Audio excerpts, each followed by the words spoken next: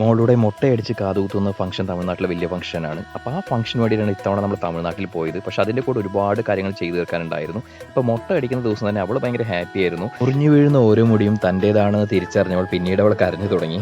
ഈ കരച്ചിൽ വീട് വരെ ഉണ്ടായതുകൊണ്ട് അവളുടെ എല്ലാ ആവശ്യങ്ങളും നമ്മൾ നിറവേറ്റി കൊടുക്കേണ്ട കടമ നമ്മളുടേതായി.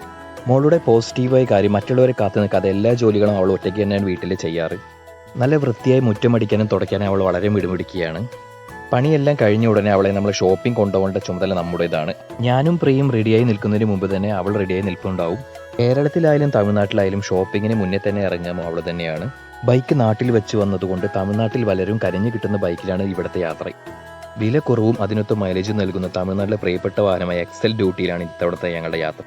മുറിഞ്ഞുപോയ ഒരു പാദസരം അതുപോലെ മാലയും നേരാക്കാൻ വേണ്ടിയാണ് ഇത്തവണത്തെ ഈ ചെറിയൊരു ഷോപ്പ്. വളരെ ഉൾഗ്രാമമാണെങ്കിലും ഒട്ടുമിക്ക സാധനങ്ങൾ ഇവിടെ ലഭ്യമാവുന്നതാണ്. വളരെ ചെറിയ ഷോപ്പാണ്. ഇവിടെയാണ് ഞങ്ങൾ മാലയും പാദസരവും ഒക്കെ നേരാക്കാൻ കൊടുക്കുന്നത്. കുറച്ച് വയസ്സായ ഒരു ഫാമിലി ആയിരുന്നു ഈ ഷോപ്പിലുണ്ടായിരുന്നത്. അവർ തന്നെയാണ് ഇതെല്ലാം പണിയും ചെയ്യുന്നത്. കൊടുത്ത മാല സ്വർണ്ണമായതുകൊണ്ടും സാധാരണ പെണ്ണുങ്ങളുടെ ഗ്യാതി മനസ്സിലുള്ളതുകൊണ്ടും എന്റെ ഭാര്യയുടെയും ശ്രദ്ധ പണിയുന്ന ആളുടെ മേലിലേക്കായിരുന്നു. ഇയാൾ ശ്രദ്ധിച്ച് പണിയെടുക്കുന്നതിനെക്കാട്ടും രണ്ടരട്ടി ശ്രദ്ധ ഇവളുടെ കണ്ണ് അയാളുടെ മേലിലുണ്ടായിരുന്നു. മാല കെട്ടിപ്പോതിച്ചപ്പോൾ അടുത്ത ഷോപ്പിംഗ് ഫാൻസി കടയിലോട്ട് മാറി. ഷോപ്പിംഗ് ചെയ്യുന്ന അമ്മയുടെയും മകളുടെയും സഞ്ചിയുടെ കനം കൂടുന്നുണ്ട്. പക്ഷെ മറുവശത്ത് എന്റെ പോക്കറ്റിന്റെ കനം അതുപോലെ കുറയുന്നുമുണ്ട്. അപ്പോൾ അടുത്ത ഷോപ്പിംഗുമായി പിന്നെ കാണാം. Bye bye.